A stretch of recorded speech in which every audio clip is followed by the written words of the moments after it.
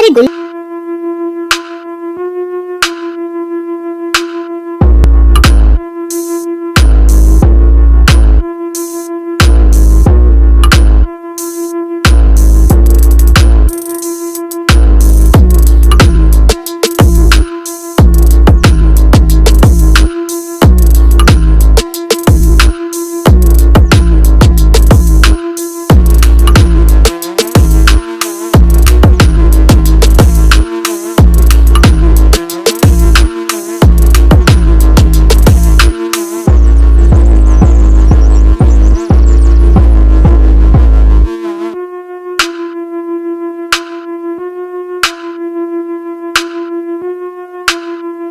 Pregnant होती है उसी रास्ते से गुजर रहा होता है।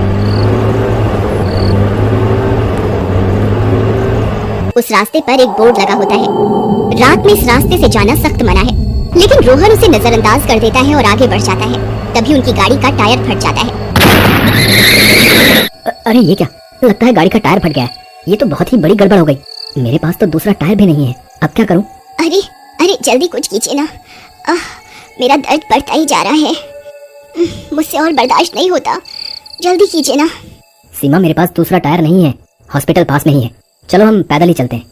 फिर वे दोनों सुनसान रास्ते में पैदल चलने लगते हैं।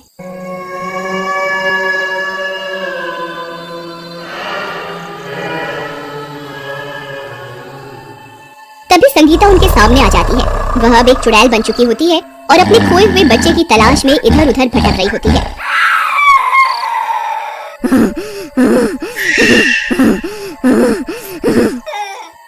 चुड़ैल को देखकर उन दोनों की हालत खराब हो जाती है। अरे मर गए रे, ये चुड़ैल कहाँ से आ गई?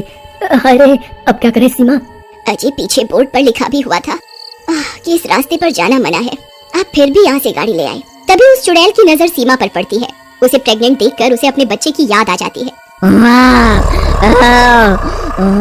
बच्चा, बच्चा, मेरा बच्चा, तुम इंसानों ने मेरा बच्चा मुझसे छीना था ना, अब मैं तुझसे तेरा बच्चा छीन लूंगी।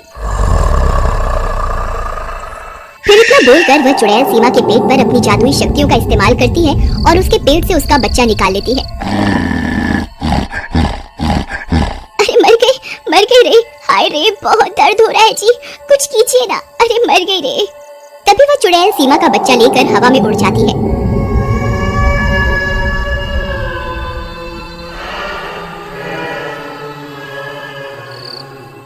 सीमा वहीं बेहोश हो जाती है। सीमा, तुम ठीक तो हो ना? सीमा, उठो सीमा। हे भगवान, मुझे इसे अभी हॉस्पिटल ले जाना होगा। फिर रोहन उसे उठाकर किसी तरह हॉस्पिटल पहुंच जाता है और किसी तरह उसकी जान बच जाती है।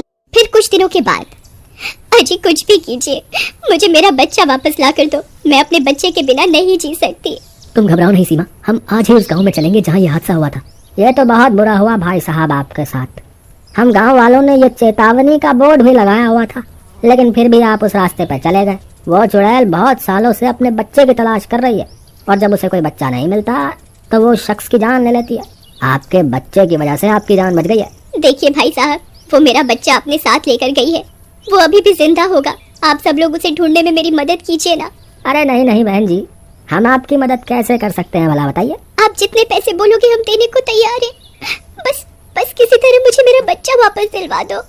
सीमा की ये सारी बातें वो गुंडा भी चुपके से सुन रहा होता है और भागकर अपने सरदार को सारी बात बताता है।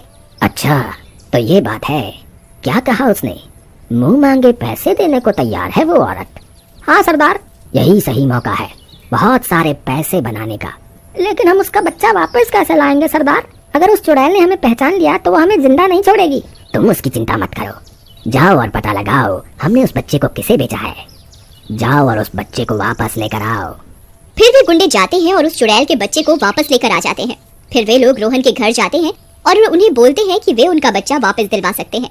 भाई साहब, हम आपको अपनी सारी दौलत देने को तैयार हैं, बस आप हमें हमारा बच्चा वापस दिलवा दो। ठीक है, मेरे पास एक तरकीब है, तुम्हें आज रात को ही उसी रास्ते पर जाना होगा। ठीक है, मैं तैयार हूँ। फिर रात होने पर वे गुंडे रोहन और सीमा के साथ वहाँ पहुँच जाते हैं। अंकल, आप मुझे कहाँ ले जा रहे हो? तुम्हारी मम्मी के पास बेटा, ज्यादा शोर मत मचाओ, चुपचाप चलते जाओ। सरदार चुड़ैल हमें देखते ही अपना शिकार बना लेगी, हम अब और आगे नहीं जा सकते। तुम ठीक कहते हो। देखो भाई साहब, अब यहाँ से आगे आपको ही जाना होगा।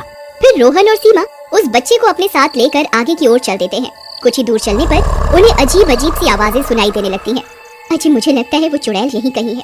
कहीं ऐसा ना हो वो हमें देखते ही मार दे और अपनी बात कहने का मौका ही ना दे। तुम सही कहती हो सीमा, इससे पहले वो चुड़ैल हमें ढूंढे, हमें उसे ढूंढना होगा। देखो बेटा, आपकी मम्मी यहीं कहीं है, आप उन्हें आवाज लगाओ ना। अंकल, मेरी मम्मी कहाँ है? मैं तो उन्हें पहचानता भी नहीं। मैं बहुत छोटा था जब भगवान ने उन्हें अपने पास बुला लिया था। क्या मेरे पुकारने से भगवान मेरी मम्मी को वापस भेज देंगे? बोलो ना अंकल। बच्चे की बातें सुनकर सीमा की आंखें भर जाती हैं। फिर वो बच्चा अपनी माँ को पुकारता है। माँ माँ, आप कहाँ हो माँ? देखो मैं आ गया, आप कहाँ हो? उस बच्चे की आवाज सुनकर वो चुड़ैल वहाँ पहुँच जाती है। अपने बच्चे को देखकर चुड़ैल खुश हो जाती है, लेकिन चुड़ैल का डरावना रूप देखकर बच्चा सीमा से लिपट जाता है। डरो नहीं बेटा, मैं तुम्हें नुकसान नहीं पहुंचाऊंगी, तुम मेरे बेटे हो। चुड़ैल जी, मैं भी एक माँ हूँ। जिस तरह आप अपने बच्चे के लिए तड़प रही हैं, उसी तरह मैं भी अपने बच्चे के लिए तड़प रही हूँ। कृपा करके मेरा बच्चा वापस कर दीजिए, मुझे माफ कर दो। मैं अपने बच्चे की तड़प में अंधी हो गई थी और मासूम लोगों की जान ले रही थी, लेकिन बस अब और नहीं। आओ मेरे साथ, मैं तुम्हें तुम्हारे बच्चे से मिलवाती हूँ। फिर चुड़ैल उन्हें एक गुफा में लेकर जाती है, जहाँ उनका बच्चा उन्हें मिल जाता है। अपना बच्चा पाकर सुमन खुशी से फूली नहीं समाती, लेकिन वह बच्चा उदास होकर पीछे खड़ा हो जाता है। चुड़ैल अपने उदास बच्चे को देखकर दुखी हो जाती है। उसे पता होता है कि वो अब अपने बच्चे की देखभाल नहीं कर सकती, क्योंकि वो इस दुनिया को अलविदा कह चुकी है। चुड़ैल जी, आप फिक्र मत कीजिए, आज से आपके बच्चे की मैं देखभाल करूंगी।